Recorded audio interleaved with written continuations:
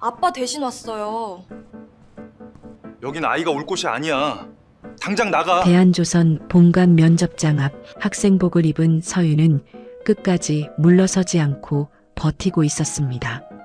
직원이 막아서는 순간 서윤이 중심을 잃고 넘어지며 서류들이 바닥에 흩어졌습니다. 제발요. 이것만이라도 전해주셔야 해요. 그때였습니다. 무슨 일입니까? 윤태성 회장이 나타나자 주변이 순식간에 조용해졌습니다. 서윤이 눈물을 닦으며 일어나려던 순간 바닥에 떨어진 낡은 배 모양 열쇠고리 하나가 눈에 들어왔습니다.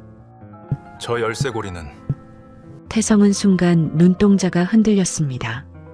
도대체 저 열쇠고리는 무엇이며 왜 어린아이가 아빠 대신 이곳에 온 걸까요? 안녕하세요. 빗속 사연입니다. 사연 시작 전에 어디서 듣고 계신지 댓글 남겨주시고 구독과 좋아요 눌러주세요. 함께 해주시는 모든 선생님들 계신 그 자리에 오늘도 건강과 평안이 가득하시길 바라겠습니다. 그럼 사연 시작합니다. 그 소동이 벌어지기 몇 시간 전이었습니다. 강준호는 새벽 4시 반이면 늘 눈을 떴습니다. 항구 근처 오래된 빌라 3층. 창문을 닫아도 멀리서 엔진 소리가 들리는 집이었습니다. 준호는 눈을 뜨자마자 부엌 불부터 켰습니다. 밥솥을 열고 전날 끓여둔 국을 다시 데웠습니다. 중학생 딸 서윤이 학교 가기 전에 따뜻한 밥 한 숟갈이라도 먹이고 보내는 건 늘 준호 몫이었습니다. 그날 식탁 한쪽엔 갈색 서류 봉투가 놓여 있었습니다.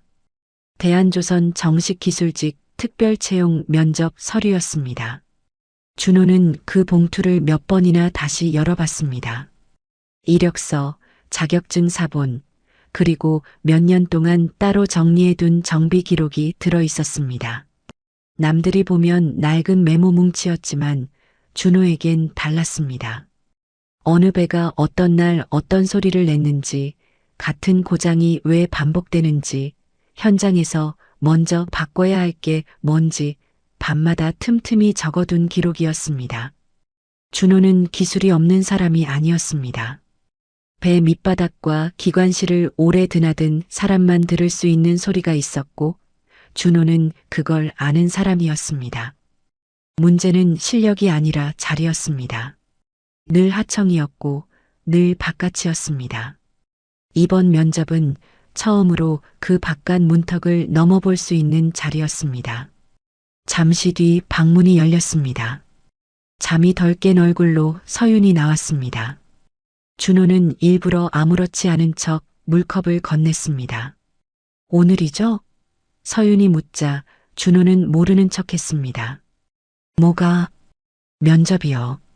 준호는 웃지도 못한 채 말했습니다. 그래봤자 묻는 거 답하고 오는 거지. 서윤은 바로 고개를 저었습니다. 아니에요. 아빠는 꼭 돼요. 그 말에 준호는 괜히 숟가락만 만졌습니다. 기대가 큰 날엔 말이 줄었습니다. 들뜨면 안 된다고 생각했습니다. 될 일은 되고 안 될 일은 안 된다는 말을 너무 오래 들으며 살아왔기 때문이었습니다. 밥을 먹는 내내 서윤은 식탁 위 봉투를 자꾸 봤습니다. 준호도 모르게 손이 그쪽으로 갔습니다. 구겨질까봐 다시 반듯하게 눌러 놓았습니다. 그리고 서랍 깊숙한 곳에서 낡은 배 모양 열쇠고리도 꺼냈습니다. 긁히고 닳아서 가장자리가 무뎌진 물건이었습니다. 중요한 날이면 준호는 늘 그걸 챙겼습니다. 누가 보면 별것 아닌 오래된 열쇠고리였지만 준호는 그걸 그냥 두고 나가는 날이 거의 없었습니다. 서윤이 그걸 보더니 조용히 물었습니다. 오늘도 가져가요? 준호는 짧게 대답했습니다. 응. 아빠, 그거 진짜 부적 같아요. 준호는 대답 대신 점퍼 안주머니에 열쇠고리를 넣었습니다. 그리고 옷걸이에 걸어둔 셔츠를 한 번, 작업 점퍼를 한 번 번갈아 봤습니다. 오늘만큼은 작업복 대신 단정한 옷을 입고 나가려 했습니다. 그때 전화가 울렸습니다. 현장 반장이었습니다. 준호는 화면을 보는 순간 표정이 굳었습니다. 좋은 전화가 아닐 때는 늘 이 시간에 왔습니다. 강 기사, 어디요 지금? 집입니다. 삼부두 쪽 정박선에서 문제 터졌어요. 밤새 점검했는데도 엔진 소리가 이상해요. 사람들 다 붙었는데 안 잡힙니다. 준호는 바로 시계를 봤습니다. 면접 시간까지 아주 빠듯하진 않았지만 항구에 나가면 10분이 1시간이 되는 걸 누구보다 잘 알고 있었습니다. 오늘 저 일정 있는 거 아시잖아요. 반장은 곧바로 말했습니다. 알죠. 아는데 지금 강 기사 손이 필요합니다. 딱 보고만 가요. 길게 안 잡겠습니다. 현장에서 딱 보고만이라는 말만큼 믿기 어려운 말도 없었습니다. 준호는 잠깐 말이 없었습니다. 식탁 맞은편에 앉은 서윤이 아버지 얼굴을 보고 있었습니다. 좋은 날일수록 꼭 일이 생긴다는 걸 서윤도 벌써 알고 있었습니다. 아빠 서윤이 조심스럽게 부르자 준호는 짧게 말했습니다. 금방 다녀올게. 반장은 더 재촉했습니다. 오늘 배인도 전 마지막 확인이에요. 여기서 틀어지면 다 뒤집어집니다. 준호는 끝내 셔츠 대신 작업 점퍼를 집어들었습니다. 현관 앞에 선 채 잠깐 눈을 감았습니다. 오늘만큼은 그냥 모른 척하고 싶었습니다. 하지만 결국 그러지 못했습니다. 그는 원래 그런 사람이었습니다. 자기 손이 필요한 곳을 두고 돌아서는 걸 잘 못했습니다. 점퍼를 입은 준호는 식탁 위 서류 봉투를 다시 안쪽으로 밀어 넣었습니다. 혹시라도 먼지나 물기 묻을까 싶어서였습니다. 그리고 서윤 쪽을 봤습니다. 학교 다녀와서 바로 집에 있어라. 아빠 안 늦어요? 안 늦는다. 진짜요? 약속한다. 준호는 그렇게 말했지만 목소리가 평소보다 낮았습니다. 서윤은 그럴 때마다 더 불안했습니다. 아버지가 정말 괜찮을 때는 말이 더 많았고 정말 마음이 급할 때는 오히려 짧아졌기 때문입니다. 현관문이 닫히고 계단 내려가는 발소리가 멀어졌습니다. 서윤은 한동안 움직이지 못했습니다. 그리고 조용히 식탁 위 서류 봉투를 바라봤습니다. 아버지가 얼마나 오래 준비했는지 알고 있었습니다. 밤늦게 졸린 눈 비비며 종이를 넘기던 모습도 봤고 틀린 글자 하나 고치려고 다시 쓰던 것도 봤습니다. 누가 알아주지 않아도 아버지는 늘 자기 손으로 버텼습니다. 서윤은 오늘만큼은 그 손이 꼭 인정받았으면 좋겠다고 생각했습니다. 그 무렵 준호는 이미 삼부들을 향해 차를 몰고 있었습니다. 항구는 아침부터 소란스러웠습니다. 안전모를 쓴 사람들이 뛰어다니고 무전기 소리가 겹치고 정박선 쪽에 붙은 기사들 얼굴엔 급한 기색이 선명했습니다. 준호가 도착하자 반장이 거의 끌다시피 데려갔습니다. 소리 들어봐요. 분명 이상한데 다들 못 잡겠대. 준호는 배 가까이 다가가 한동안 말없이 귀를 기울였습니다. 처음엔 다들 엔진 쪽만 봤습니다. 그런데 준호는 금방 고개를 돌려 다른 쪽을 봤습니다. 엔진만 문제 아닙니다. 그럼요. 배가 나비 흔들립니다. 이 상태로 더 돌리면 안 됩니다. 사람들 얼굴이 굳었습니다. 준호는 바로 장갑을 끼고 아래로 내려갔습니다. 원래 오늘은 이런 자리로 들어갈 생각이 없었습니다. 손을 다치면 면접도 서류도 다 끝이었습니다. 하지만 문제를 본 이상 그냥 못 지나쳤습니다. 준호는 아래쪽을 살피다 갑자기 목소리를 높였습니다. 멈춰요. 지금 바로 멈춰. 그 순간 금속 부딪히는 소리와 함께 안쪽이 크게 흔들렸습니다. 준호는 가까운 기사 하나를 밀어내고 직접 몸을 던졌습니다. 짧은 비명소리, 사람들 뛰는 소리, 무전기 소리가 한꺼번에 겹쳤습니다. 잠시 뒤 준호는 바닥에 쓰러져 있었습니다. 큰일은 가까스로 막았지만 준호는 팔과 어깨를 심하게 다쳤고 머리까지 부딪혔습니다. 반장은 당황해서 외쳤습니다. 119 불러. 빨리. 준호는 실려가는 와중에도 입술을 자꾸 움직였습니다. 누군가는 괜찮습니다라고 들었고 누군가는 서류라고 들었습니다. 하지만 아무도 정확히 못 들었습니다. 몇 시간 뒤 병원 의자 위에는 준호의 작업 점퍼와 낡은 가방이 놓여 있었습니다. 그리고 그 옆에 아직 전달되지 못한 갈색 서류 봉투가 그대로 남아 있었습니다. 서윤은 병실 문 앞에 서서 한참을 아버지 얼굴만 봤습니다. 아버지는 약기운에 잠든 상태였습니다. 눈을 떠도 바로 면접장으로 갈 수 없는 몸이라는 걸 서윤도 알 수 있었습니다. 복도 의자에 앉은 서윤의 시선이 천천히 작업 점퍼로 갔습니다. 그리고 그 옆 갈색 서류 봉투에 멈췄습니다. 그 안에 뭐가 들어있는지 서윤은 이미 알고 있었습니다. 아버지가 얼마나 오래 그 면접을 준비했는지도 알고 있었습니다. 서윤은 조용히 일어나 봉투를 들었습니다. 생각보다 무거웠습니다. 종이 무게가 아니라 아버지가 매일 쌓아온 시간이 손에 잡히는 것 같았습니다. 그리고 그 순간 서윤은 마음을 먹었습니다. 서윤은 병실 문을 한 번 더 돌아봤습니다. 아버지는 아직 눈을 뜨지 못하고 있었습니다. 얼굴빛도 좋지 않았고 한쪽 팔엔 붕대가 감겨 있었습니다. 간호사는 보호자 한 명만 남고 밖에서 기다려달라고 했지만 서윤 귀에는 그 말보다 의자 위 갈색 서류 봉투가 더 먼저 들어왔습니다. 아버지가 아침부터 몇 번이나 열어보고 다시 닫았던 봉투였습니다. 이력서가 들어있고 자격증이 들어있고 밤마다 적어둔 기록이 들어있다는 것도 서윤은 알고 있었습니다.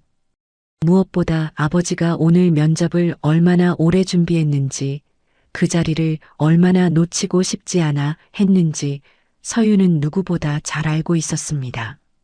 그래서 누가 시키지 않았는데도 그냥 두고 볼 수가 없었습니다. 서윤은 조심스럽게 의자 위 작업 점퍼를 들어 안주머니를 확인했습니다. 그 안에는 늘 그렇듯 낡은 배 모양 열쇠고리가 들어 있었습니다. 아버지는 중요한 날이면 꼭 그걸 챙겼고 잃어버리면 안 된다고 말하곤 했습니다. 서윤은 열쇠고리를 다시 안주머니 깊숙이 넣은 뒤 갈색 서류 봉투를 품에 안았습니다. 병원 복도를 걸어 나오면서도 심장이 너무 빨리 뛰어 숨이 찼습니다. 그래도 발은 멈추지 않았습니다. 늦더라도 오늘 안에 저 봉투를 대한조선에 전해야 한다는 생각뿐이었습니다.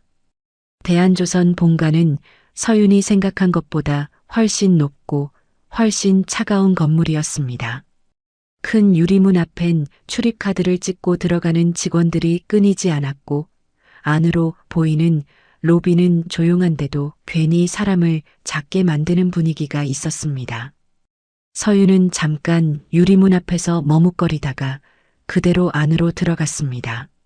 안내 데스크에 있던 직원이 서윤 얼굴과 손에 든 서류 봉투를 번갈아 보며 물었습니다. 어디로 오셨어요? 서윤은 숨을 고르며 겨우 말했습니다. 오늘 면접이 있어서요. 아빠 대신 왔어요. 강준호요. 직원은 처음엔 무슨 말인지 제대로 못 알아들은 표정이었습니다. 이름을 다시 묻고 어떤 면접인지 확인하고 잠깐 기다리라고 말했습니다. 하지만 서윤은 그 짧은 기다림도 너무 길게 느껴졌습니다. 면접 시간이 지나버릴까봐, 아버지 이름이 빠질까봐 손에 땀이 날 만큼 긴장됐습니다. 잠시 뒤 다른 직원이 다가왔습니다.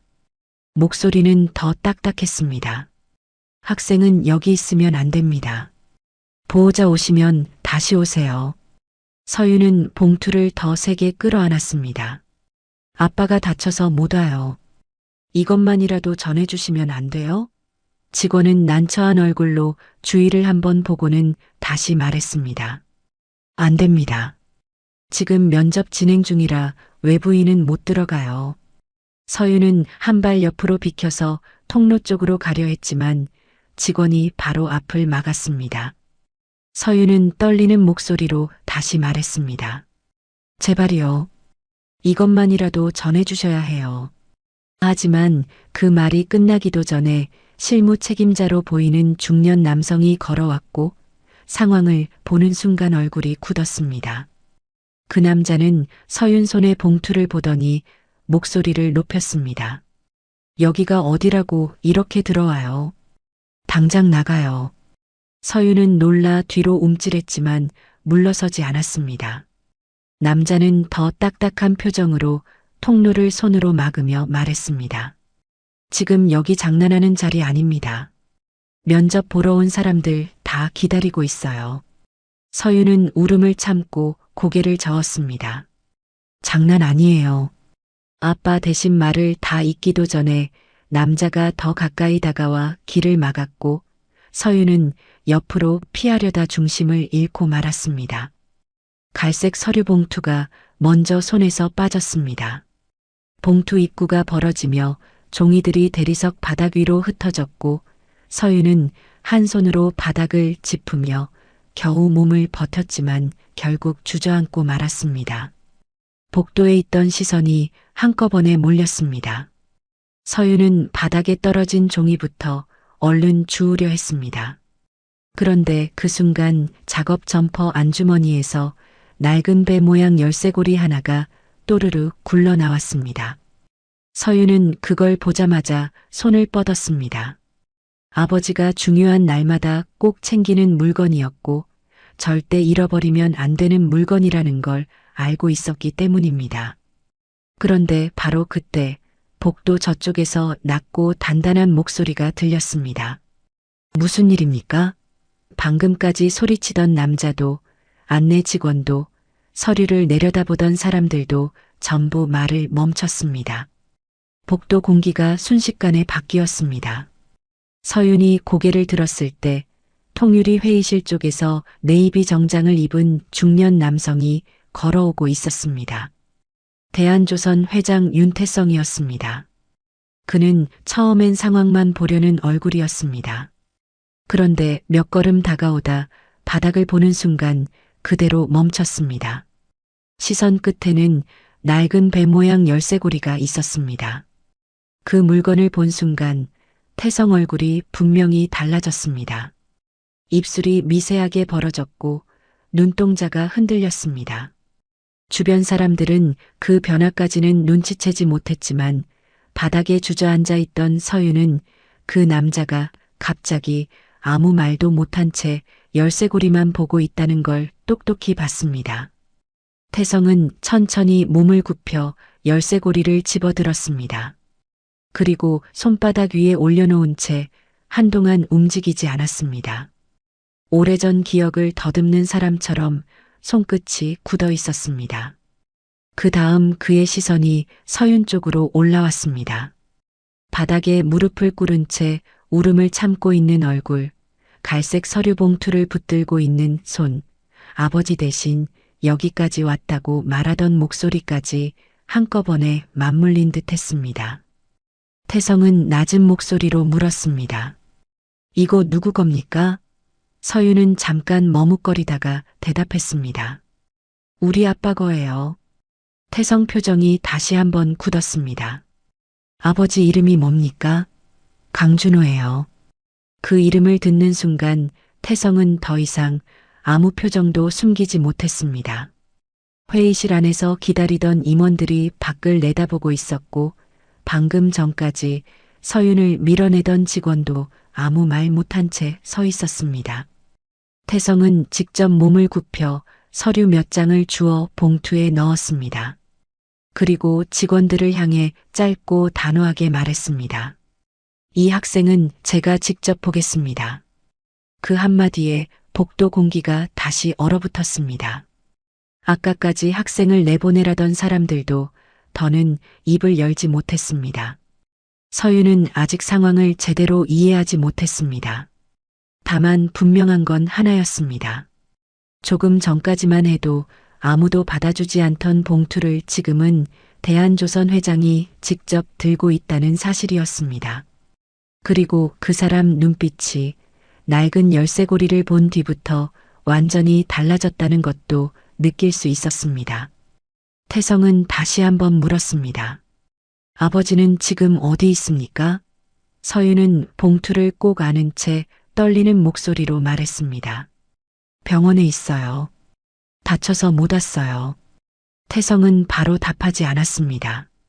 대신 손안의 열쇠고리를 내려다봤습니다. 그리고 마치 오래전 잊고 있던 이름을 다시 붙잡는 사람처럼 아주 낮게 숨을 내쉬었습니다. 그 순간부터 대한조선 회장 윤태성의 하루는 원래 방향으로 흘러가지 않게 됩니다. 윤태성은 손에 쥔 열쇠고리를 한동안 내려놓지 못했습니다. 바닥에 흩어진 서류를 직접 주워 봉투에 넣으면서도 시선은 자꾸 그 낡은 금속 조각으로 향했습니다. 오래전 자기 손에도 분명히 있었던 물건이 맞았습니다. 모양도 같았고 배 앞머리 쪽에 난 작은 긁힘도 기억과 다르지 않았습니다. 뒷면에 새겨진 글자는 달아 있었지만 태성은 굳이 확인하지 않아도 알 수 있었습니다. 그 두 글자는 무사였습니다. 어린 시절 강준호가 직접 새겼던 글자였습니다. 복도에 서 있던 사람들은 회장이 왜 학생 손에 들려있던 낡은 열쇠고리를 그렇게 오래 보고 있는지 이해하지 못했습니다. 다만 대한조선 회장이 직접 허리를 굽혀 서류를 줍고 면접을 잠시 멈추라고 말하는 순간부터 누구도 쉽게 입을 열지 못했습니다. 태성은 서윤 쪽으로 시선을 돌렸습니다. 바닥에 주저앉아 눈물을 참는 얼굴, 갈색 서류 봉투를 놓지 않으려는 손, 겁먹었지만 끝까지 도망가지 않는 눈빛. 그 모든 게 이상할 정도로 낯설지 않았습니다. 강준호라고 했지? 서윤은 울음을 삼키며 고개를 끄덕였습니다. 네, 우리 아빠요.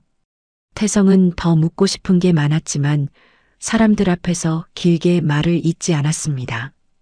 대신 짧게 말했습니다. 면접 진행은 잠시 멈추세요. 복도 끝에 있던 직원들까지 동시에 움직임을 멈췄습니다. 방금 전까지 서윤을 밖으로 내보내려던 실무 책임자는 당황한 표정으로 태성만 바라봤습니다. 회장님, 지금 일정이. 태성은 그 말을 끝까지 듣지 않았습니다. 잠시 멈추라고 했습니다. 목소리는 낮았지만 더 말할 틈은 없었습니다.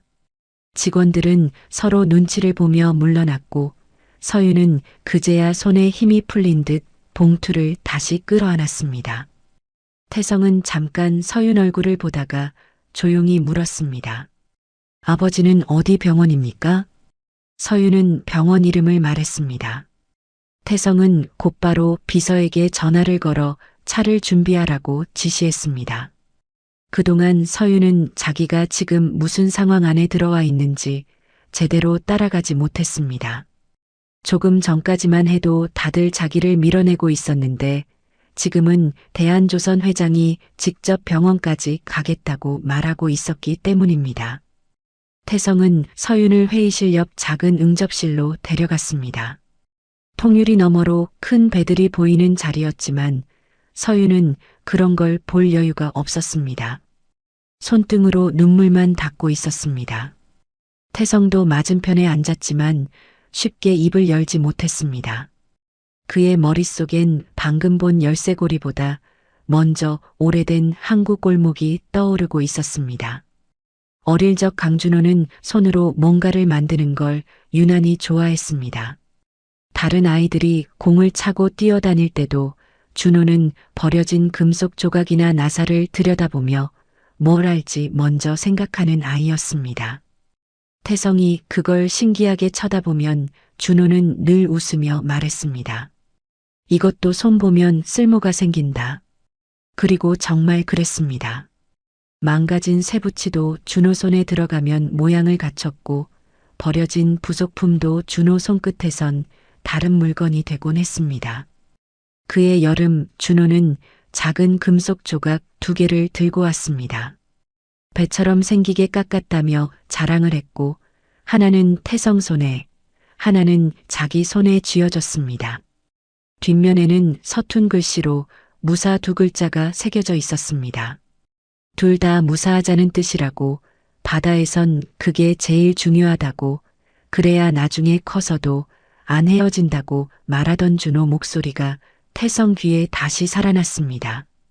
그때 태성은 그 말이 왜 그렇게 진지한지 몰랐지만 준호는 진심이었습니다. 그래서 태성도 그 열쇠고리를 오랫동안 몸에 지니고 다녔습니다.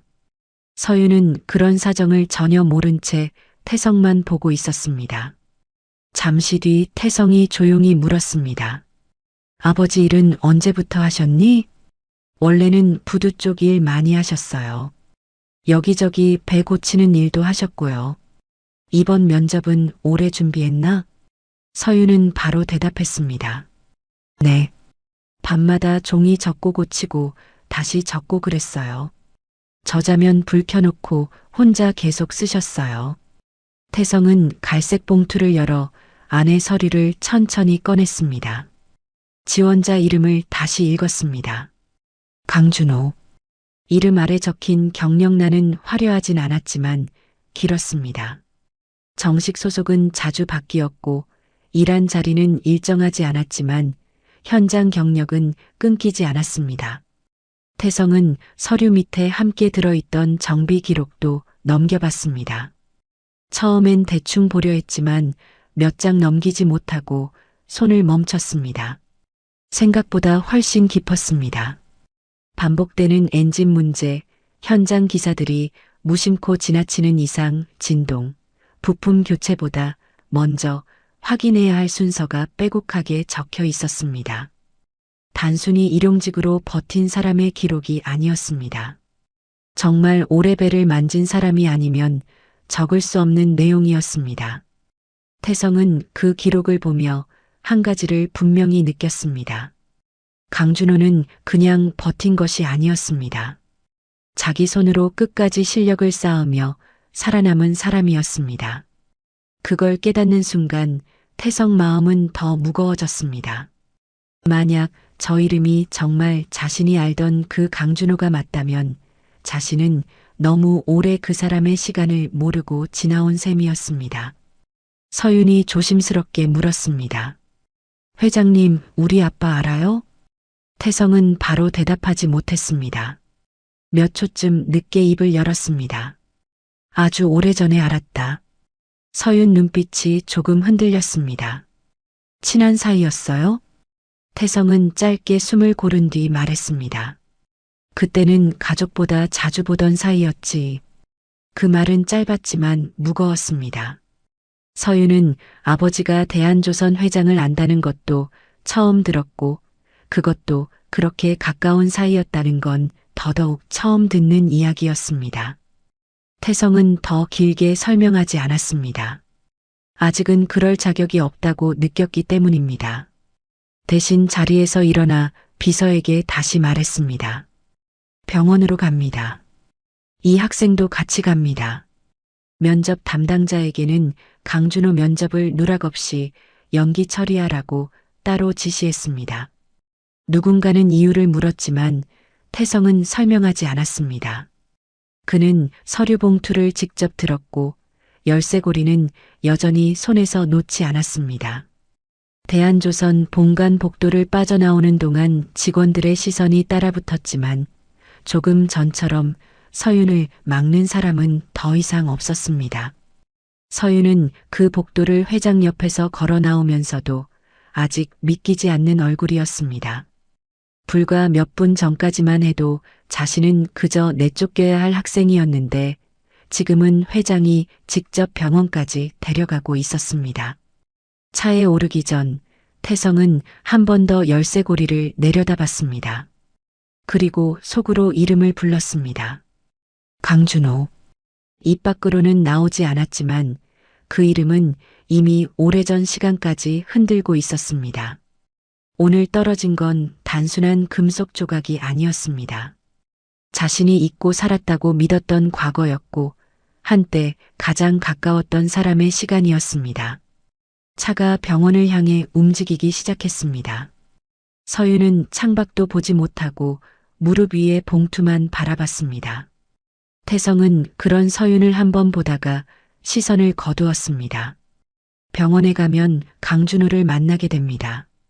어릴 적 가장 가까웠던 친구이자 결국 가장 설명 없이 잃어버린 사람을. 태성은 그 만남이 반가움으로 끝날 리 없다는 걸 알고 있었습니다. 그래도 가야 했습니다.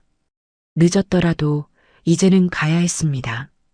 병원에 도착한 뒤에도 윤태성은 바로 병실로 들어가지 못했습니다. 복도 끝에서 한동안 발이 멈췄습니다. 문 하나 사이에 두고 서 있는데 그 안에 있는 사람이 정말 강준호라는 게 아직도 쉽게 믿기지 않았습니다. 어릴 적 가장 가까웠던 친구였고 가장 설명 없이 잃어버린 사람이었습니다. 그런데 이제는 다친 몸으로 병실 침대에 누워 있고 그 곁에는 딸이 서 있었습니다. 태성은 자기 발이 왜 이렇게 무거운지 처음으로 분명히 느꼈습니다. 서윤이 먼저 병실 문을 열고 들어갔습니다. 준호는 눈을 뜨고 있다가 제일 먼저 서윤 손에 들린 갈색 서류 봉투를 봤습니다. 그리고 바로 얼굴이 굳었습니다. 그걸 왜 들고 나갔어? 서윤은 잠깐 머뭇거리다가 작은 목소리로 말했습니다. 아빠 대신 가져다 주려고 했어. 준호는 한숨부터 내쉬었습니다. 혼자 갔어? 응. 왜 그렇게까지 했어? 오늘 놓치면 안 될 것 같아서 준호는 더 말을 잇지 못했습니다. 화를 내고 싶은 게 아니라 가슴이 먼저 무너졌기 때문이었습니다. 자기가 못 간 자리를 어린 딸이 대신 갔다는 사실이 너무 크게 들어왔습니다. 그때 문가에 서 있던 윤태성이 천천히 안으로 들어왔습니다.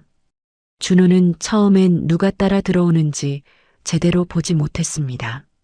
그런데 네이비 정장이 시야에 들어오고 그 사람이 한 걸음 더 안으로 들어서는 순간 그대로 멈췄습니다. 짧은 순간 눈빛이 흔들렸지만 놀람은 오래가지 않았습니다. 준호는 곧바로 시선을 돌려버렸습니다. 그리고 낮게 말했습니다. 이제 와서 왜 왔어? 병실 안 공기가 그대로 굳었습니다. 서윤은 아버지를 처음 보는 얼굴로 쳐다봤고 태성은 그 자리에서 한 걸음도 더 못 들어왔습니다. 준호는 여전히 태성을 보지 않은 채 말을 이었습니다. 넌 여기 올 자격 없을 텐데. 태성은 한참 뒤에야 입을 열었습니다. 서윤이가 면접장에 왔더라. 준호가 그제야 천천히 고개를 돌렸습니다. 그래서 네 이름을 봤어. 준호는 짧게 웃었습니다. 웃음이라기보다 숨이 새는 소리에 가까웠습니다. 이름 보니까 반갑더냐? 태성은 바로 대답하지 못했습니다. 놀랍고 늦었다는 생각이 들더라. 그러자 준호 표정이 더 굳었습니다. 그 생각은 이제야 났냐? 말은 조용했지만 더 아프게 박혔습니다. 태성은 더 돌리지 않았습니다. 면접은 연기 처리했다. 준호는 곧장 받아쳤습니다. 그거 고맙다고 해야 돼? 그런 뜻으로 한 말 아니야. 그럼 무슨 뜻인데? 이번엔 준호가 태성을 똑바로 봤습니다. 그 눈에는 반가움도 놀람도 없었습니다. 설명받지 못한 세월이 그대로 쌓여있는 눈이었습니다. 태성은 잠깐 말을 고르다 말했습니다. 네가 빠지는 건 아니어야 한다고 생각했다. 준호는 고개를 천천히 저었습니다. 난 그런 거 원한 적 없어. 잠시 정적이 흘렀습니다. 준호는 다시 천장 쪽으로 시선을 올린 채 낮게 말했습니다. 내가 받고 싶었던 건 그런 게 아니었어. 태성은 아무 말도 하지 못했습니다. 준호는 천천히 숨을 내쉬었습니다. 우리 아버지 왜 그렇게 됐는지, 왜 우리 집이 그렇게 무너졌는지 그거 하나 알고 싶었어. 근데 아무도 말 안 하더라. 병실 안이 더 조용해졌습니다. 서윤도 숨을 죽인 채 두 사람 얼굴만 번갈아 봤습니다. 준호는 말을 멈추지 않았습니다. 넌 그때 뭐 했냐? 태성은 그 질문 앞에서 처음으로 말을 잇지 못했습니다. 한참 뒤에야 겨우 입을 열었습니다. 나도 다 알진 못했어. 준호가 곧바로 받아쳤습니다. 그래서 그냥 넘겼냐? 태성은 더 이상 반박하지 못했습니다. 준호는 그를 똑바로 본 채 말했습니다. 난 그날부터 지금까지 단 한 번도 잊지 못했다. 그 말이 끝나고 나서야 태성은 시선을 피했습니다. 준호 목소리는 크지 않았지만 오랫동안 눌러온 상처가 한꺼번에 배어 있었습니다. 잠시 뒤 서윤이 조심스럽게 말했습니다. 아빠 회장님이 이 열쇠고리 아신대. 준호 시선이 천천히 태성 손으로 갔습니다. 거기엔 낡은 배 모양 열쇠고리가 쥐어져 있었습니다. 준호 얼굴이 더 굳었습니다. 그걸 아직도 기억하냐? 태성은 낮게 답했습니다. 잊은 적 없었다. 준호는 바로 고개를 저었습니다. 잊었으니까 이렇게 된 거야. 그 말 앞에서 태성은 더는 아무 소리도 낼 수 없었습니다. 준호는 다시 말을 이었습니다. 난 안 잊었다. 중요한 날이면 늘 그걸 챙겼으니까. 그냥 쇳조각인데도 그걸 손에 쥐면 그때 생각이 나서 아버지도 생각나고 너도 생각났고 병실안 공기가 다시 가라앉았습니다. 서윤은 그 열쇠고리가 단순한 오래된 물건이 아니라는 걸 처음으로 분명히 느꼈습니다. 태성은 한참 뒤에야 낮게 말했습니다. 네가 화내는 거 당연하다. 준호는 곧바로 받아쳤습니다. 당연한 줄 알면 됐어. 그래도 그냥 돌아가진 못하겠다. 이제 와서 뭘 하려고. 그날 무슨 일이 있었는지 확인하겠다. 준호는 짧게 웃었습니다. 그런데 그 웃음엔 힘이 없었습니다. 이제 와서? 그래. 이제 와서라도. 난 그 말이 제일 싫어. 이제 와서. 다 끝난 뒤에 꼭들 그렇게 말하더라. 준호는 몸을 조금 일으키려다 어깨 통증에 얼굴을 찌푸렸습니다. 서윤이 얼른 다가가 팔을 받치려 했지만 준호는 괜찮다는 듯 고개만 흔들었습니다. 그리고 조금 더 낮은 목소리로 말했습니다. 나 네 도움으로 올라가고 싶은 마음 없어. 동정은 더 싫고 면접 다시 보게 해준 것도 고맙게 안 느껴져. 내가 원한 건 내 실력으로 들어가는 거지. 네가 옛날 안다고 챙겨주는 자리 아니야. 태성은 그 말을 끊지 않았습니다. 준호가 이런 말을 해야 자기 자리를 지킬 수 있다는 걸 알았기 때문입니다. 네가 원치 않는 방식으로 하진 않겠다. 준호는 바로 말했습니다. 지금은 그냥 나가. 서윤이 놀라 아버지를 봤지만 준호는 딸 쪽을 보지도 않았습니다. 서윤이 앞에서 길게 말하고 싶지 않아. 태성은 바로 나가지 않았습니다. 병실 문 쪽으로 한 걸음 물러났다가 다시 돌아보며 말했습니다. 그래도 하나는 말하고 갈게. 너 서류 봤다. 기록도 봤어. 네가 어떤 손으로 버텨왔는지는 알겠더라. 그건 동정으로 할 수 있는 수준이 아니었어. 준호는 아무 말도 하지 않았습니다. 다만 턱에 힘이 들어가는 게 보였습니다. 태성은 더 머물지 않았습니다. 병실 문을 닫고 나온 뒤에야 길게 숨을 내쉬었습니다. 안에서 준호가 던진 말들이 계속 귀에 남아 있었습니다. 왜 이제 왔냐? 왜 아무도 설명 안 했냐? 왜 우리 집은 그렇게 무너졌냐? 그 질문들 중 어느 하나도 지금 당장 대답할 수 없었습니다. 병실 안은 한동안 조용했습니다. 먼저 입을 연 건 서윤이었습니다. 아빠 회장님이랑 원래 아는 사이였어? 준호는 바로 답하지 않았습니다. 천장만 바라보다가 한참 뒤에야 입을 열었습니다. 어릴 때 아주 친한 놈이 하나 있었어. 그 사람이야? 준호는 짧게 숨을 내쉬었습니다. 그랬던 적이 있었지. 그 말 안에는 반가움도 미련도 분노도 다 섞여 있었지만 무엇 하나 제대로 풀린 건 없었습니다. 서윤은 더 묻지 못했습니다. 다만 분명한 건 알 수 있었습니다.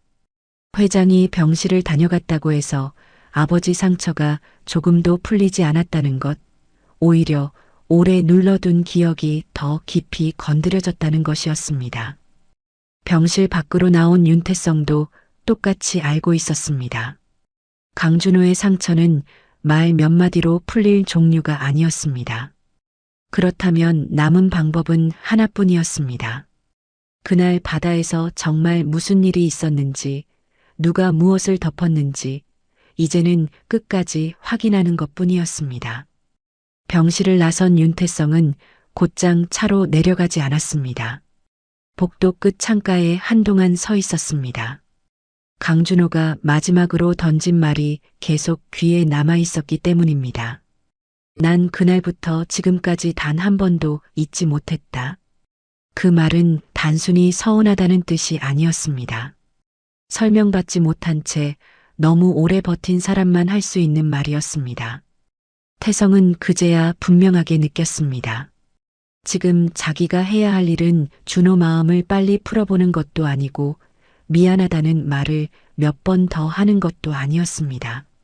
그날 무슨 일이 있었는지, 왜 아무도 설명하지 않았는지, 그걸 끝까지 확인하는 일이 먼저였습니다.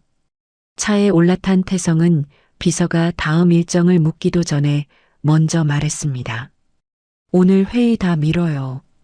비서는 잠깐 당황했지만 바로 메모를 꺼냈습니다. 태성은 이어서 한마디를 덧붙였습니다. 자료 보관실 열어두라고 하세요. 예전 사고 문서까지 다 보겠습니다. 비서는 어떤 사고인지 묻지 않았습니다. 태성 얼굴이 평소와 달랐기 때문입니다. 늘 흔들림 없이 결론부터 말하던 사람이었는데 지금은 결론보다 먼저 오래된 무언가를 붙잡아야 하는 얼굴이었습니다. 대한조선 본관에 돌아온 태성은 집무실로 가지 않고 곧장 자료보관실로 내려갔습니다. 지하 한쪽에 따로 마련된 공간이었습니다. 오래된 종이 냄새와 먼지, 전산화되기 전 문서들이 연도별로 쌓여 있었습니다. 기록 담당 직원은 갑작스러운 회장 방문에 긴장한 표정으로 인사를 했습니다. 태성은 불필요한 설명 없이 날짜부터 말했습니다. 강준호 아버지가 사고를 당했던 시기였습니다. 그 무렵 해상사고 관련 자료 전부 가져오세요. 현장 보고서, 내부 대책회의 기록, 보상 처리 서류, 결제 문서까지 빠짐없이. 직원은 급히 움직였습니다. 잠시 뒤 탁자 위에 두꺼운 파일들이 여러 권 올라왔습니다. 태성은 선체로 첫 장부터 넘기기 시작했습니다. 처음 몇 장은 평범한 사고 기록처럼 보였습니다. 사고 일시, 장소, 작업구역, 인명피해. 하지만 몇 장 넘기지 않아 손이 멈췄습니다. 이상하게 짧았습니다. 현장에서 사람이 죽었는데도 사고 경위 설명이 지나치게 간단했습니다. 작업 전 점검 상태가 모호했고 현장 책임이 누구에게 있었는지도 또렷하지 않았습니다. 태성은 다음 파일을 열었습니다. 거기에도 비슷한 빈칸이 있었습니다. 보통이라면 길게 남아야 할 설명이 몇 줄로 끝나 있었고 뒤에 붙어 있어야 할 검토 자료 일부도 빠져 있었습니다. 태성은 기록 담당 직원을 불렀습니다. 원본이 이게 전부입니까? 직원은 파일을 들여다보더니 조심스럽게 말했습니다. 지금 남아있는 건 이게 전부입니다. 태성은 다시 물었습니다. 그런데 왜 이렇게 비어 있죠? 직원은 바로 대답하지 못했습니다. 한참 머뭇거리다가 옛날 자료라 누락된 게 있을 수도 있습니다라고 했지만 그 말은 태성을 더 납득시키지 못했습니다. 그냥 세월이 지나 헐거워진 문서가 아니라 처음부터 급하게 덮인 기록처럼 보였기 때문입니다. 태성은 끝까지 서류를 넘기다 내부 대책회의 문서 하나를 발견했습니다. 사고 직후 열린 회의였습니다. 거기엔 임원 몇 명 이름과 간단한 대응 방향이 적혀 있었고 마지막 결제줄에 익숙한 이름 하나가 보였습니다. 문정희. 태성 어머니 이름이었습니다. 손가락이 그 자리에서 멈췄습니다. 어린 시절 태성은 집안 어른들이 늘 회사를 지켜야 한다는 말을 입에 달고 산다는 걸 알고 있었습니다. 하지만 그 말이 정말 누군가의 죽음 뒤에도 그대로 이어졌을 거라고는 생각하지 못했습니다. 다음 파일은 보상 정리 문서였습니다. 거기서도 이상한 점이 나왔습니다. 유가족 면담 기록은 너무 짧았고 지금 내역 일부는 수정 흔적이 있었습니다. 사고 원인을 끝까지 파고드는 문서가 아니라 빨리 정리하고 지나가려는 문서처럼 보였습니다. 태성은 결국 탁자에 손을 짚고 고개를 숙였습니다. 오늘 병실에서 준호가 한 말이 왜 그렇게 아프게 남았는지 이제 더 분명해졌습니다. 준호는 단순히 아버지를 잃은 사람이 아니었습니다. 아버지를 잃고도 왜 그렇게 됐는지 설명 하나 듣지 못한 채 살아온 사람이었습니다. 태성은 자료를 다시 한번 순서대로 훑었습니다. 사고 보고서, 회의 기록, 보상 서류, 결제 문서 하나하나 이어보니 빠진 설명과 이상한 빈칸이 더 또렷해졌습니다. 이건 우연히 서류 몇 장이 사라진 정도가 아니었습니다. 누군가가 그 시기에 가장 불리한 내용들을 줄이고 더 짧게 만들고 빨리 지나가게 만들었다는 느낌이 강했습니다. 그 순간 태성은 더 이상 자료실 안에 서 있을 수 없었습니다. 자기가 확인해야 할 건 종이 위 숫자만이 아니었습니다. 그 결제선 끝에 있었던 사람을 직접 만나야 했습니다. 그날 저녁 태성은 곧장 어머니 문정희가 머무는 집으로 향했습니다. 문정희는 예전보다 몸이 많이 약해져 있었습니다. 걸음도 느려졌고 긴 이야기를 하면 숨이 찼습니다. 하지만 태성은 그날만큼은 몸 상태를 살필 마음이 나지 않았습니다. 차를 내려놓기도 전에 파일부터 꺼내 탁자 위에 올려놨습니다. 문정희는 그 표지를 보는 순간 얼굴이 굳었습니다. 그 반응만으로도 태성은 어느 정도 답을 얻은 기분이었습니다. 이걸 왜 지금 꺼냈니? 태성은 바로 말했습니다. 강준호를 만났습니다. 문정의 손이 멈췄습니다. 오늘 대한조선 본관에 준호 딸이 왔습니다. 아버지 대신 면접 보러 왔다고 했습니다. 그리고 그 애가 떨어뜨린 열쇠고리를 제가 봤습니다. 문정희는 아무 말이 없었습니다. 태성은 파일을 열어 어머니 앞으로 밀었습니다. 이 사고 어머니 결제 맞습니까? 문정희는 한참 입을 열지 못했습니다. 그 짧은 침묵이 오히려 더 많은 걸 말해주고 있었습니다. 결국 문정희가 낮게 말했습니다. 다 지난 일이다. 난 그저 회사를 지켜야 했어. 태성은 그 말을 듣는 순간 표정이 굳었습니다. 너무 빨리 나온 답이었습니다. 문정희는 자기 손을 감싼 채 다시 말했습니다. 그때 대한조선이 안팎으로 흔들리고 있었어.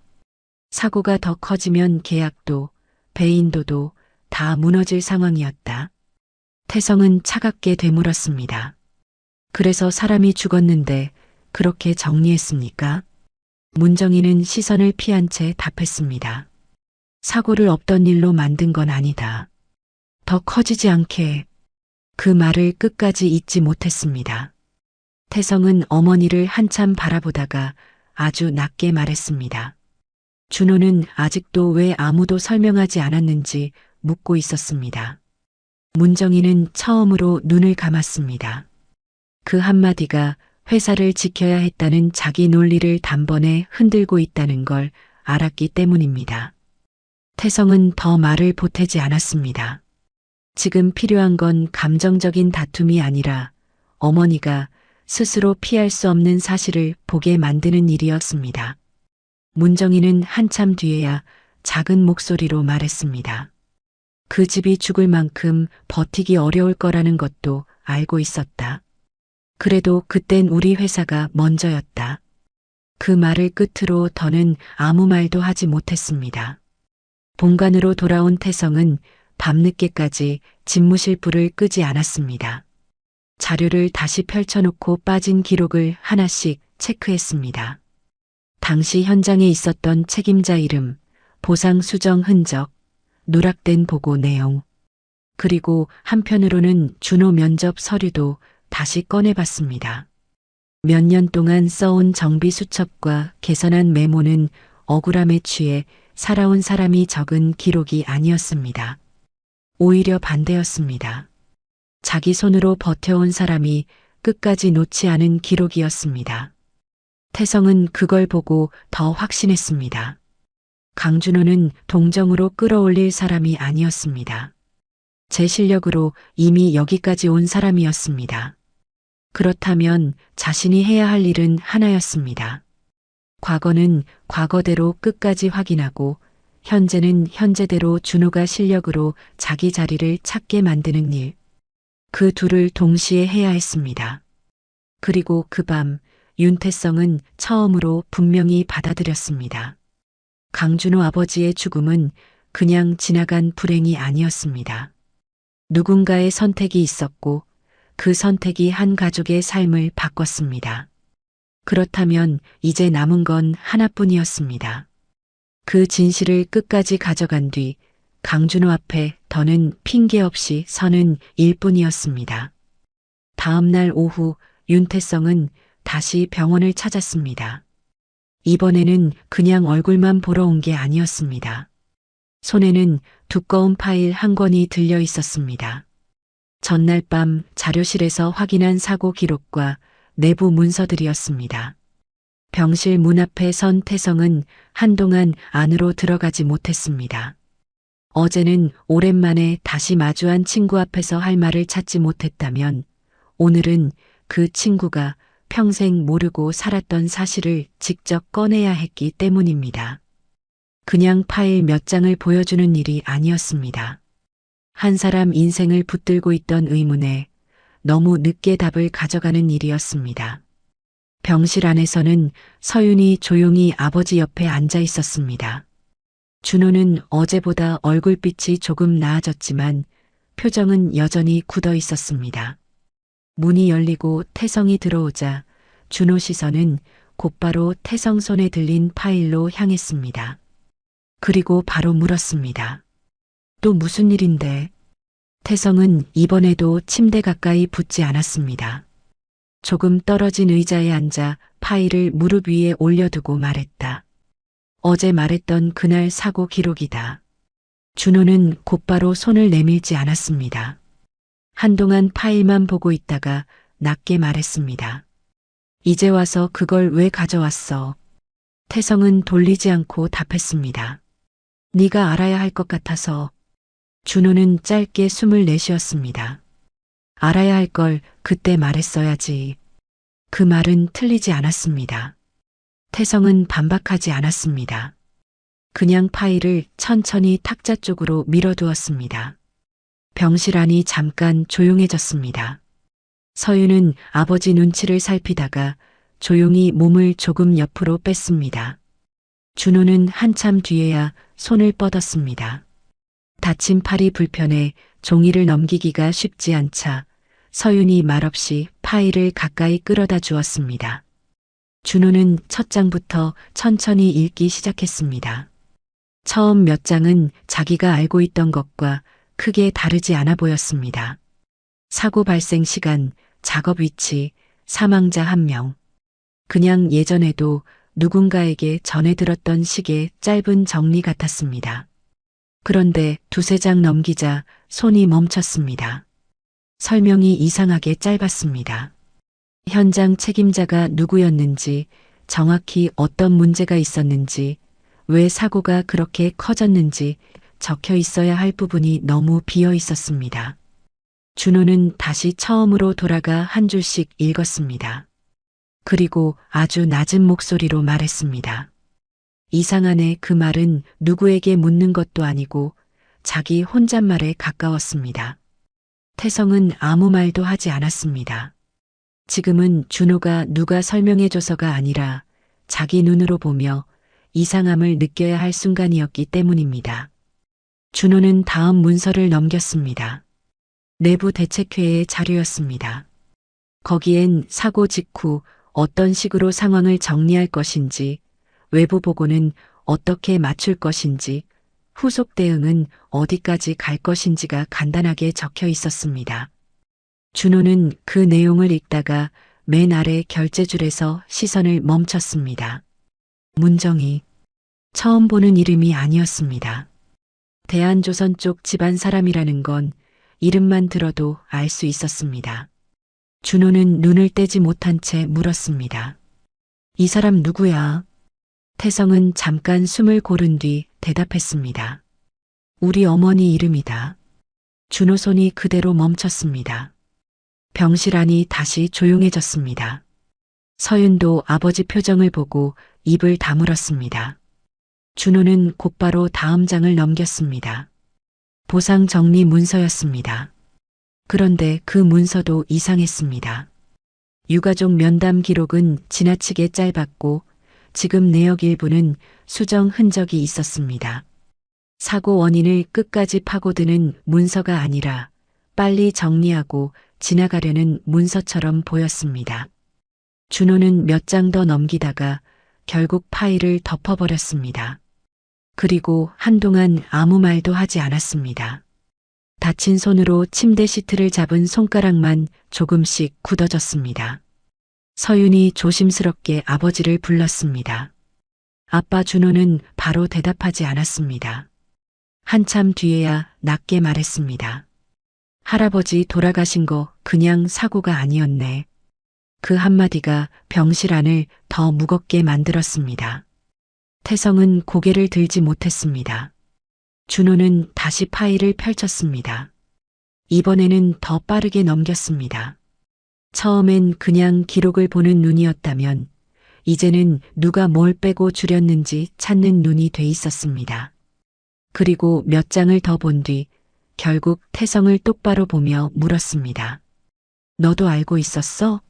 태성은 바로 답했습니다. 아니. 준호는 다시 물었습니다. 그럼 오늘 처음 안 거야? 그래. 준호는 한동안 태성 얼굴을 바라봤습니다. 거짓말을 하는 얼굴은 아니었습니다. 하지만 그렇다고 쉽게 받아들여지지도 않았습니다. 그는 시선을 파일로 떨어뜨린 채 낮게 말했습니다. 난 우리 아버지가 그냥 운이 없어서 그렇게 돌아가신 줄만 알았어. 목소리는 조용했지만 안에 든 세월은 무거웠습니다. 그래서 사람들이 하루아침에 우리를 피한 것도, 어머니가 이유도 모른 채 고개 숙이고 다닌 것도 그냥 큰 회사 일에 휘말려서 그런가 보다 했지. 준호는 여기서 말을 잠깐 멈췄습니다. 입술이 미세하게 떨렸지만 바로 울지는 않았습니다. 오히려 그게 더 견디기 어려운 얼굴이었습니다. 근데 이건 준호는 다시 서류를 내려다봤습니다. 너희 어머니가 정리한 거잖아. 너희 어머님이 우리 집 인생을 그냥 정리해버린 거잖아. 태성은 그제야 어머니를 만난 얘기를 꺼냈습니다. 어머니를 만났다. 준호 눈빛이 바로 올라왔습니다. 뭐라고 했는데? 태성은 잠깐 망설였지만 숨기지 않았습니다. 회사를 지켜야 했다고 했다. 준호 얼굴이 그 순간 더 조용해졌습니다. 화를 터뜨릴 줄 알았는데 오히려 말이 없어졌습니다. 그 침묵이 더 무거웠습니다. 한참 뒤 준호가 아주 낮게 되물었습니다. 회사를 지키려고 우리 아버지를 그렇게 보낸 거야? 태성은 곧바로 대답하지 못했습니다. 대신 사실만 말했습니다. 적어도 그 뒤를 그렇게 덮은 건 맞다. 준호는 그 말을 듣고도 바로 소리를 지르지 않았습니다. 대신 손으로 입을 가린 채 숨을 골랐습니다. 오래 참던 사람이 처음으로 숨 쉬는 법을 잊은 것처럼 보였습니다. 그러다 겨우 거친 목소리가 나왔습니다. 사람 하나 죽고 가족 하나 무너졌는데 그걸 회사로 계산했구나. 그 말 뒤에 병실 안엔 아무도 쉽게 말을 잇지 못했습니다. 서윤 눈가에도 눈물이 차올랐지만 지금은 아버지를 안아주기보다 그냥 옆에 있어 주는 게 더 중요하다는 걸 본능적으로 느끼고 있었습니다. 한참 뒤 준호가 다시 입을 열었습니다. 나 복수하려고 대한조선 면접 보려 했던 거 아니야? 태성은 조용히 고개를 끄덕였습니다. 준호는 계속 말했습니다. 네 회사인 줄 알고 일부러 들어가려 한 것도 아니고 그냥 내 손으로 여기까지 온 거였어. 딸 앞에서만큼은 떳떳한 사람이고 싶어서. 그 말에 태성은 더 이상 고개를 들 수 없었습니다. 준호는 누군가를 찌르거나 무너뜨리려고 면접장 문을 두드린 게 아니었습니다. 오히려 자기 실력 하나로 마지막 문을 두드린 사람이었습니다. 그래서 지금 이 진실은 더 잔인했습니다. 자기가 마지막으로 두드린 문이 결국 자기 아버지 삶을 덮은 회사 문이기도 했다는 뜻이었기 때문입니다. 준호는 다시 파일을 덮었습니다. 그리고 태성 쪽으로 밀어놓지도 다시 앉지도 않았습니다. 그냥 탁자 위에 손만 올려둔 채 말했습니다. 지금 당장은 더 못 보겠다. 태성은 파일을 거두지 않았습니다. 네가 가지고 있어. 준호는 바로 거절하지 않았습니다. 그렇다고 다시 손에 쥐지도 않았습니다. 너무 늦게 도착한 진실이라 선뜻 받아들일 수도 모른 척할 수도 없는 얼굴이었습니다. 서윤은 그때 조심스럽게 아버지 손등 위에 자기 손을 올렸습니다. 준호는 딸 손을 느끼고서야 아주 조금 고개를 돌렸습니다. 서윤은 울면서도 억지로 밝게 말하지 않았습니다. 그저 작게 불렀습니다. 아빠. 준호는 한참 뒤에야 딸 손을 더 꽉 잡았습니다. 그 손이 지금 자기를 붙들고 있다는 걸 스스로도 알고 있었습니다. 병실을 나서기 전 태성은 아주 짧게 말했습니다. 이걸로 끝났다고 생각 안 해. 더 확인할 거야. 준호는 그 말을 듣고도 고개를 끄덕이지 않았습니다. 그렇다고 막지도 않았습니다. 지금은 화를 낼 힘도 누구를 용서할 마음도 없었습니다. 다만 한 가지는 분명해졌습니다. 아버지의 죽음은 그냥 불운으로만 끝난 일이 아니었다는 것. 누군가가 선택했고 누군가가 덮었고 그 결과를 자기 가족이 그대로 떠안았다는 것. 그 사실이 처음으로 분명해졌습니다. 그날 병실 안에서 강준호는 처음으로 아버지의 죽음 뒤에 남겨진 진실의 얼굴을 보게 됩니다. 그리고 그 순간부터 준호의 상처는 더 이상 막연한 슬픔이 아니라 분명한 이유를 가진 분노가 됩니다. 강준호가 사고 기록을 본 뒤로 병실 안 공기는 전보다 더 무거워졌습니다. 그 전까지 준호는 이유를 모른 채 상처를 안고 살아온 사람이었다면 이제는 그 상처에 분명한 얼굴이 생긴 상태였습니다. 누가 결정했고 누가 침묵했고 누가 자기 가족의 시간을 그냥 지나가게 만들었는지 선명하게 드러나고 있었습니다. 그래서 준호는 더 이상 쉽게 화도 내지 못했습니다. 막연할 때는 분노가 밖으로 터지지만 너무 분명해지면 오히려 말이 먼저 막히기도 합니다. 병실 탁자 위에 놓인 파일을 바라보는 준호 표정이 딱 그랬습니다. 윤태성은 병실을 나간 뒤 바로 어머니 문정희를 다시 찾아갔습니다. 전날 한 번 만났지만 그건 자료를 확인하는 수준이었고 지금은 달랐습니다.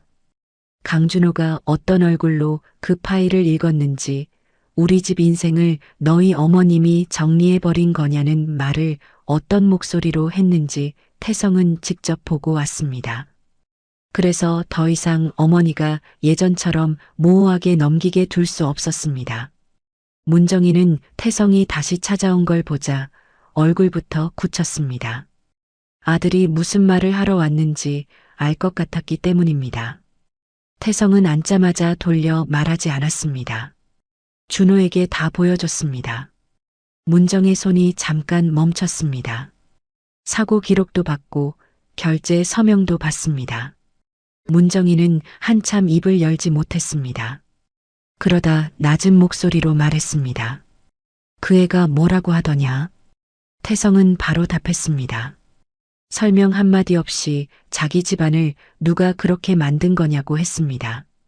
문정희는 눈을 감았습니다.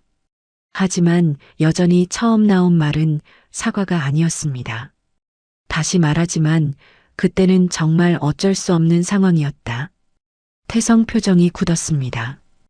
회사가 안팎으로 흔들리고 있었고 사고가 더 커지면 계약도 배인도도 다 무너질 수 있었다. 하나만 보고 결정할 수는 없었어. 그 말은 어제보다 더 또렷했습니다. 아직도 문정희 안에는 회사라는 말이 먼저 나오고 있었습니다. 태성은 그걸 듣고 잠깐 숨을 고른 뒤 말했습니다. 어머니는 아직도 그렇게 말합니까? 문정희는 시선을 피한 채 답했습니다. 그때는 정말 그럴 수밖에. 태성은 끝까지 듣지 않았습니다. 준호 앞에서도 그렇게 말할 겁니까? 그 한마디에 문정희 입이 멈췄습니다. 태성은 낮게 말했습니다. 사람이 죽었습니다.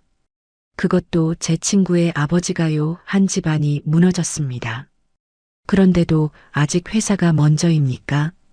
문정희 눈가가 흔들렸지만 그래도 바로 무너지지는 않았습니다. 오랫동안 자기 선택을 그렇게 정리하며 살아온 사람은 쉽게 무너지지 않습니다. 문정희는 떨리는 손으로 물컵을 잡았다가 다시 내려놓았습니다. 그 애가 날 보려 하겠니? 봐야 합니다. 내가 간다고 이제 와서 달라질 게 있겠니? 달라지지 않아도 이제는 어머니가 직접 말해야 합니다. 그날 오후 문정희는 결국 병원을 찾았습니다. 몸이 예전 같지 않아 걸음도 느렸고 숨도 짧았습니다. 하지만 문제는 몸이 아니라 얼굴이었습니다. 병실 문 앞까지 와서도 한참 안으로 들어가지 못했습니다. 서윤이 먼저 문 쪽을 받고 낯선 노인을 본 뒤 자연스럽게 아버지 얼굴을 살폈습니다.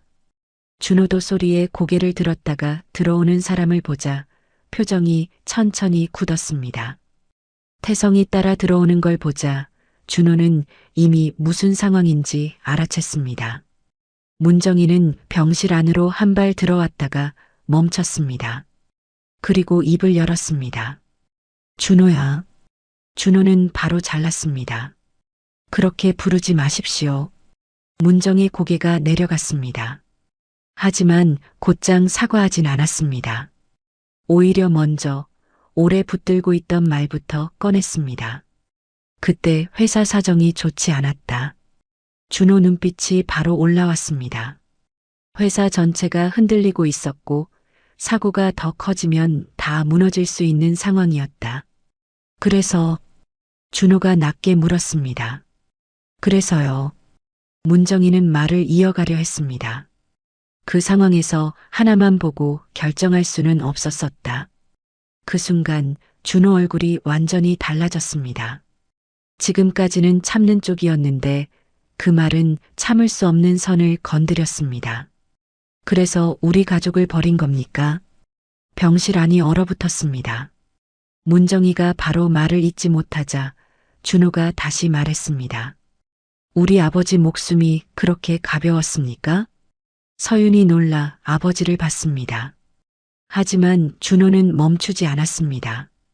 그렇게 대단한 회사 지키겠다고 사람 하나 죽은 건 그냥 정리해버린 겁니까? 목소리는 크지 않았지만 더 거칠었습니다. 설명 한마디 없이요? 문정희 눈에서 눈물이 떨어졌습니다. 하지만 준호는 그걸 보고도 물러서지 않았습니다. 우리 어머니가 왜 그렇게 살았는지 아십니까? 이유도 모르고 사람들 눈치 보면서 평생 고개 숙이고 살았습니다. 나는요? 나는 왜 그렇게 됐는지도 모르고 살았습니다. 그 말이 이어질수록 문정희 입술이 떨리기 시작했습니다.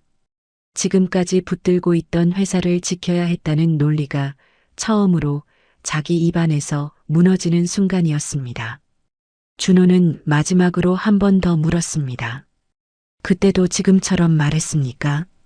문정희가 고개를 들지 못한 채 멈춰 있자 준호가 낮게 덧붙였습니다. 어쩔 수 없었다고.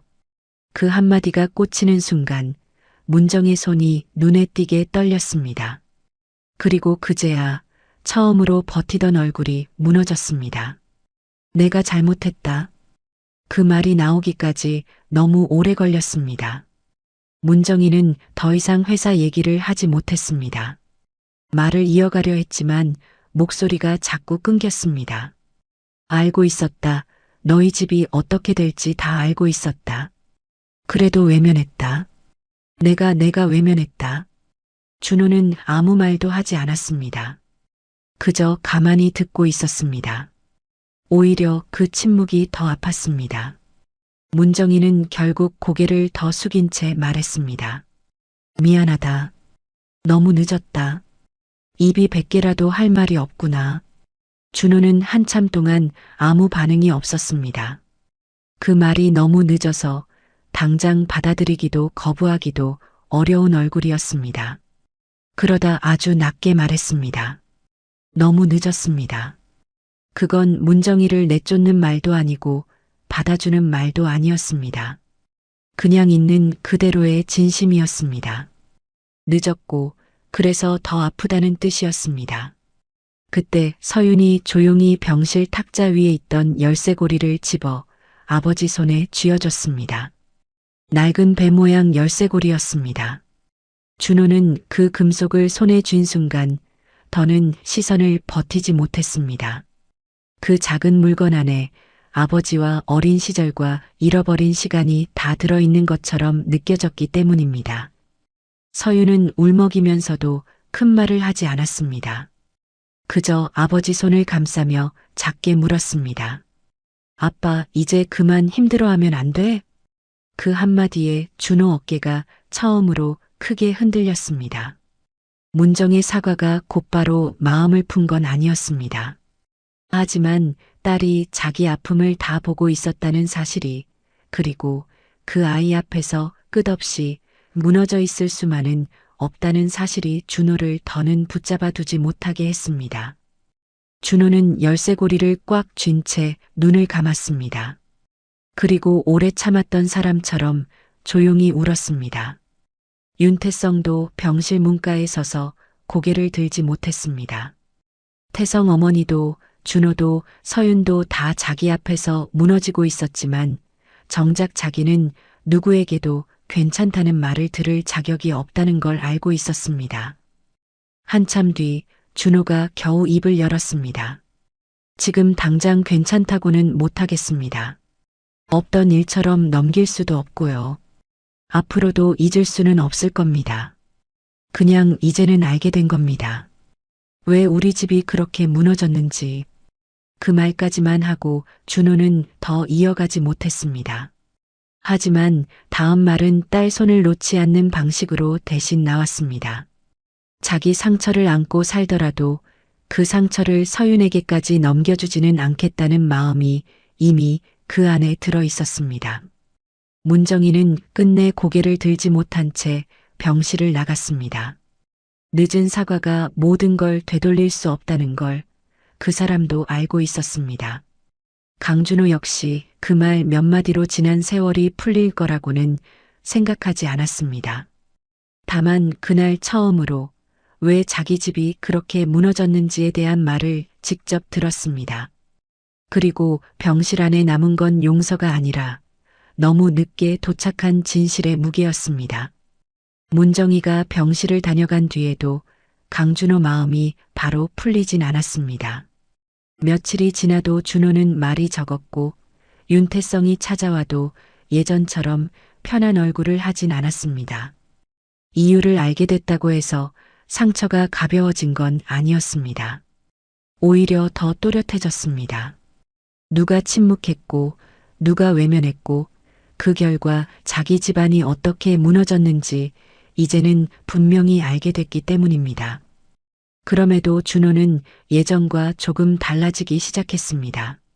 적어도 자기 딸 앞에서만큼은 그 상처를 끝없이 숨기고만 살지는 않겠다고 마음먹고 있었습니다. 퇴원한 뒤 준호는 집에서 몸을 추슬렀습니다. 어깨와 팔은 아직 완전히 올라가지 않았고 조금만 무리해도 통증이 올라왔습니다. 그래도 준호는 가만히 누워만 있지 못했습니다.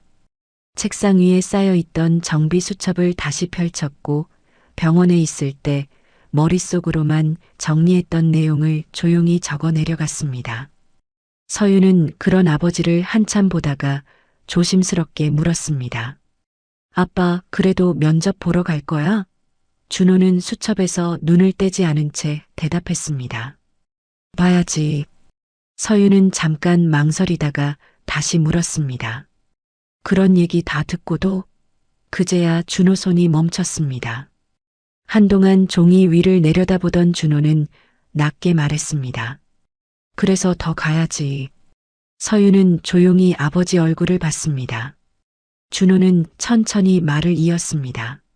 내가 준비한 자리잖아. 누구 덕 보려고 간 것도 아니고 누구한테 보이려고 간 것도 아니야. 내 손으로 여기까지 온 거니까 끝도 내 손으로 봐야지. 그 말은 서윤에게도 중요했지만 준호 자신에게 더 중요했습니다. 이번 면접은 누군가의 미안함으로 주어진 자리가 아니라 자기 손으로 버텨 쌓아온 실력으로 들어가는 자리여야 했습니다. 그래서 며칠 뒤 윤태성이 다시 찾아와 면접 일정을 새로 잡았다고 말했을 때도 준호는 가장 먼저 한 가지를 확인했습니다. 정식 절차 맞지? 태성은 바로 고개를 끄덕였습니다. 네가 써낸 내용부터 공식 검토에 올렸다. 채용팀, 기술팀, 안전팀 다 같이 받고 내가 따로 손댄 건 없다. 누가 봐도 실력으로 들어가는 자리로 만들었다. 준호는 그 말을 듣고도 바로 표정을 풀지 않았습니다. 하지만 더 묻지 않았습니다. 적어도 이번만큼은 자기 이름이 동정이 아니라 실력으로 불릴 수 있겠다는 생각이 들었기 때문입니다. 며칠 뒤 강준호는 다시 대한조선 본관 앞에 섰습니다. 처음 서윤이 갈색 서류 봉투를 들고 들어갔던 그 건물이었습니다. 높고 차갑고 자기와는 거리가 멀다고 느꼈던 곳이었습니다. 다만 이번에는 달랐습니다. 준호는 작업 점퍼 대신 단정한 셔츠를 입고 있었고 손에는 갈색 봉투 대신 오래 써온 정비 수첩을 들고 있었습니다. 정문을 통과하기 직전 잠깐 걸음을 멈췄지만 돌아설 생각은 하지 않았습니다. 너무 많은 시간을 돌아왔고 너무 오래 바깥에 서 있었기 때문입니다. 면접장은 조용했습니다. 통유리 너머로 큰 선박과 바다가 보이는 그 공간 안에는 채용 담당자뿐 아니라 기술팀 책임자와 안전관리 담당자도 함께 앉아 있었습니다. 이번엔 처음부터 준호를 현장 사람으로 보는 눈이 있었습니다. 준호는 의자에 앉자마자 어깨를 반듯하게 세웠습니다. 긴장하지 않은 건 아니었지만 자신이 뭘 해야 하는지는 분명히 알고 있었습니다. 질문은 생각보다 구체적이었습니다. 반복되는 엔진 과열 문제를 현장에선 어떻게 먼저 알아채는지, 선박 진동이 있을 때 기사들이 가장 많이 놓치는 게 뭔지, 하청 현장에서 안전 점검이 형식으로 끝나지 않게 하려면 뭘 바꿔야 하는지, 사고가 나기 전 어떤 신호부터 잡아야 하는지 같은 질문이 이어졌습니다. 준호는 준비한 답을 외우듯 말하지 않았습니다. 자기가 실제로 들었던 소리, 맡았던 냄새, 손으로 느꼈던 진동, 현장에서 몇 번이나 반복해서 봤던 장면을 그대로 꺼내 놓았습니다. 종이 위 문장이 아니라 자기 몸으로 익힌 내용이었습니다. 면접관 한 명이 준호 수첩을 넘기며 물었습니다. 이 기록은 전부 본인이 쓴 겁니까? 준호는 짧게 대답했습니다. 네. 왜 이렇게까지 적으셨습니까? 준호는 잠깐 생각하다가 말했습니다. 그냥 버티기만 하면 늘 같은 자리로 돌아오더군요. 뭐가 문제였는지 남겨둬야 다음엔 같은 일이 안 생깁니다. 면접장 안이 잠깐 조용해졌습니다. 그 말은 화려하지 않았지만 현장을 아는 사람이라면 바로 이해할 수 있는 말이었습니다. 기술팀 책임자가 다시 물었습니다. 대한조선 안에 들어오면 제일 먼저 뭘 바꾸고 싶습니까? 준호는 망설이지 않았습니다. 사고 나고 나서 찾는 방식부터 바꿔야 합니다. 현장은 늘 신호를 먼저 줍니다. 근데 위에서 그걸 못 듣는 경우가 많습니다. 그 소리를 위까지 올라가게 만드는 게 먼저라고 봅니다. 그 대답을 들은 사람들 눈빛이 달라졌습니다. 그건 취업하려고 하는 사람의 답이 아니라 이미 현장을 책임질 준비가 된 사람의 답처럼 들렸기 때문입니다. 면접이 끝난 뒤 결과는 오래 걸리지 않았습니다. 대한조선은 강준호를 정식 기술직으로 채용했습니다. 그것도 단순히 인원 한 명 채우는 자리가 아니라 현장 정비와 안전 점검 개선을 함께 맡는 자리였습니다. 준호 수첩에 적혀 있던 내용 일부는 실제 검토 안건으로 올라갔고 현장 관리자들 사이에서도 저 사람은 진작 뽑았어야 했다는 말이 나왔습니다. 합격 통보를 받고도 준호는 크게 웃지 않았습니다. 그냥 전화기를 내려놓고 한동안 아무 말 없이 앉아 있었습니다. 서윤이 먼저 뛰어와 물었습니다. 아빠 됐어? 준호는 짧게 대답했습니다. 됐다. 그 한마디를 듣자 서윤 눈물이 먼저 터졌습니다. 준호는 딸이 우는 걸 보고 나서야 아주 조금 웃었습니다. 그 웃음은 통쾌해서가 아니었습니다. 너무 늦게 도착한 자리라도 이제는 자기 이름으로 불릴 수 있다는 안도에 가까웠습니다. 대한조선 첫 출근 날 준호는 목에 출입증을 걸었습니다. 그동안 그는 같은 현장을 수없이 드나들었지만 늘 외부 인력으로만 불렸습니다. 이름보다 업체명이 먼저 붙었고 필요할 때만 찾는 사람처럼 취급받기도 했습니다. 그런데 그날 출입증에는 분명히 강준호라는 이름이 적혀 있었습니다. 준호는 정문을 통과한 뒤 그 이름을 한 번 더 내려다봤습니다. 그리고 조용히 주머니에 손을 넣었습니다. 안에는 여전히 낡은 배 모양 열쇠고리가 있었습니다. 예전처럼 상처만 떠올리게 하는 물건은 아니었습니다. 아직 다 괜찮아진 건 아니지만 그래도 앞으로 걸어갈 수 있다는 뜻도 함께 담기기 시작한 물건이었습니다. 문정희는 그 뒤로 준호 앞에 다시 쉽게 서지 못했습니다. 대신 사고 처리 문서와 누락된 보상 기록을 바로잡는 데서 멈추지 않았습니다.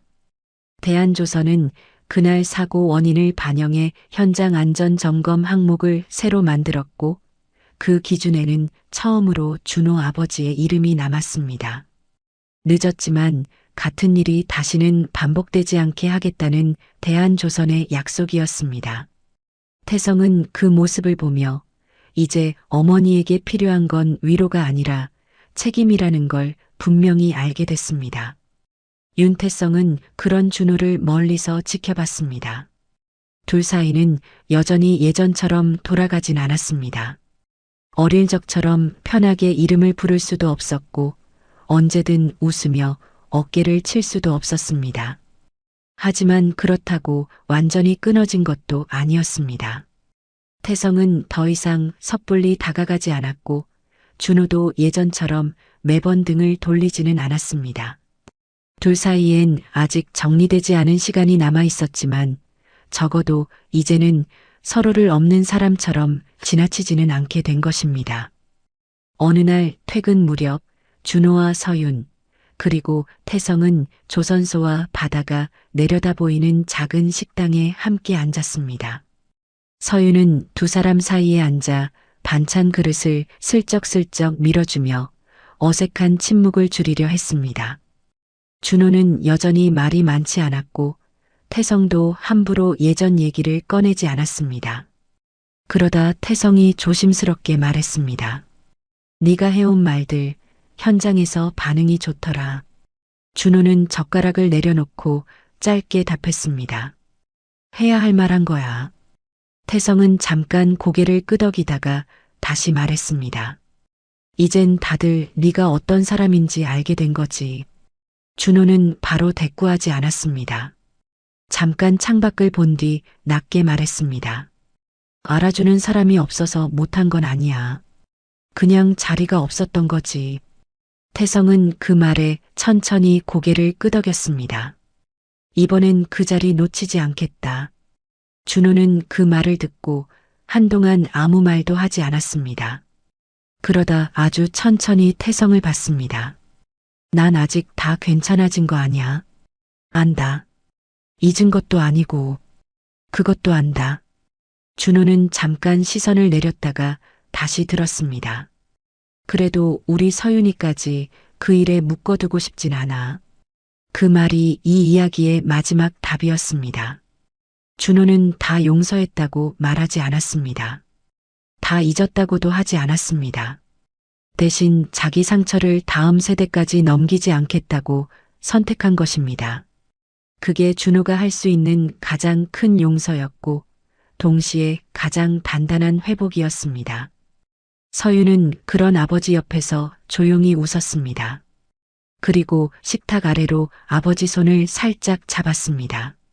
준호는 손을 빼지 않았습니다. 대신 주머니 속 열쇠고리를 한 번 더 눌러 쥐었습니다. 어린 시절엔 무사하자는 뜻이었고 오늘은 조금 다르게 느껴졌습니다. 다 지나간 건 아니지만 그래도 여기까지 왔다는 뜻 같았습니다. 그날 저녁 대한조선과 바다가 한눈에 내려다 보이는 자리에서 강준호는 처음으로 자기 이름이 불리는 자리에 제대로 앉아 있었습니다. 그리고 윤태성은 오래전 놓쳐버린 친구를 이번에는 쉽게 놓치지 않겠다고 조용히 마음먹었습니다. 이야기는 그렇게 복수로 끝나지 않고 회복으로 끝났습니다. 너무 늦게 도착한 진실이었지만 그 진실이 한 가족 삶을 더는 무너뜨리지 않게 된 자리에서 말입니다. 여러분은 오늘 이야기 어떻게 들으셨나요? 강준호는 다 잊은 것도 다 용서한 것도 아니었지만 이제는 다시 자기 자리에서 살아가기로 했습니다. 오늘도 끝까지 함께 해주셔서 감사합니다. 마음속에 전하고 싶은 이야기가 있으시다면 댓글에 남겨주세요. 구독과 좋아요 부탁드립니다. 더 좋은 사연으로 다시 찾아뵙겠습니다. 오늘도 건강하시고 행복한 하루 보내시기 바랍니다. 지금까지 빗속 사연이었습니다.